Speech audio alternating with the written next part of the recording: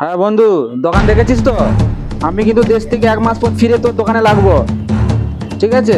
আর বলিস নি, আমাদের সাথে বিশাল নাকড়া হয়ে গেছে। পয়সা দিতে চাইনি, মানে আমি 15 বছর আছি তার দোকানে, এখন আমাকে কোনো অ্যাডভান্স পয়সা দিতে চাইনি। আর যত নাকড়া করে, যারা 1-1.5 বছর কাজে লেগেছে তাদের দিকে অ্যাডভান্স দিয়ে দিচ্ছে, আর আমাকে অ্যাডভান্স দিতে পারছে না। কি জানি কি হয়ে গেছে তার। আর থাকবো না আমার সেটের দোকানে, ছেড়ে দেবো। এ কমল, কাকে ফোন করছো তুমি? ওই আমার বন্ধুকে ফোন করছি। বলছি তোমার অ্যাডভান্স লাগবে তো? হ্যাঁ, অ্যাডভান্স তো লাগবে। তুমি অ্যাডভান্স চেয়েছো, আমি তোমাকে অ্যাডভান্স দিতে রাজি, কিন্তু অ্যাডভান্সটা আমি তোমাকে কেন দিচ্ছি না সেটা জানো কি তুমি? হ্যাঁ হ্যাঁ জানি, নতুন নতুন কারিগরিগুলো এখন তোমার কাছে আপন হয়ে গেছে, আর আমি তোমার কাছে 15 বছর কাজ করছি, আমি এখন পর। তোমাকে আমি টাকাটা এই জন্যই দিচ্ছিলাম নি। তোমাকে আমি যখন দোকানে জিজ্ঞেস করলাম টাকাটা তুমি কি করবে, তুমি কি বলেছিলে? না, আমি 9 মাস পরে দেশে যাচ্ছি, বন্ধু বান্ধবের সাথে মদ খাবো, বান্ধবীকে নিয়ে দীঘা যাব, আর কি ন্যাংটালাজ করবো, গাড়ি নিয়ে এদিক ওদিক ঘুরবো, এটাই তো বলেছিলে। আর ওদেরকে আমি টাকাটা কিসের জন্য দিয়েছি তুমি জানো? হ্যাঁ হ্যাঁ, আমার সব জানা আছে কি জন্য টাকা দিচ্ছ। তুমি কিচ্ছু জানো নি। সন্টুকে আমি টাকাটা কেন ধার দিয়েছি জানো? সামনেই ওর বউয়ের বাচ্চা হবে, আর আজকালকার যুগে একটা বাচ্চা হলে সিজার করতে হাসপাতালে বা নার্সিংহোমে কতগুলো টাকার প্রয়োজন তুমি তো নিশ্চয়ই ভালো করেই জানো। কেন না, তোমার 2টো বাচ্চা যেহেতু আছে।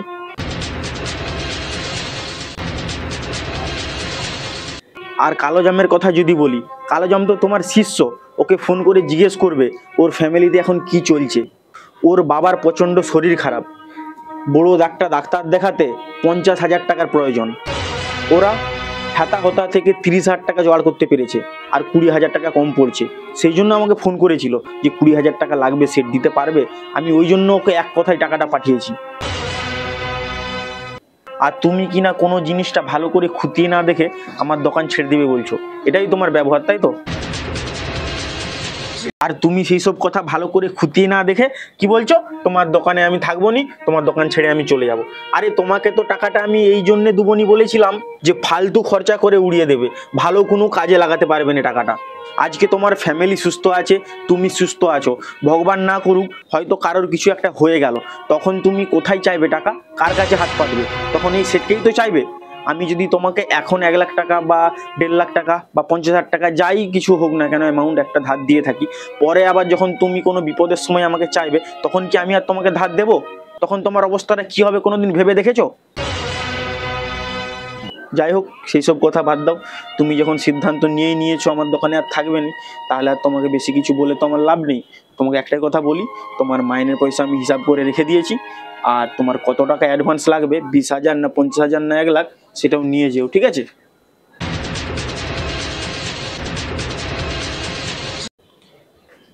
আর হ্যাঁ কমল, তুমি যদি কোনোদিন আবার ফিরে আসতে চাও আমার কাছে, অবশ্যই ফিরে আসবে, কারণ তুমি আমার সেই প্রথম কারিগর, প্রথম ছোকরা, তাই তোমার জন্য আমার গেট সবসময় খোলা থাকবে।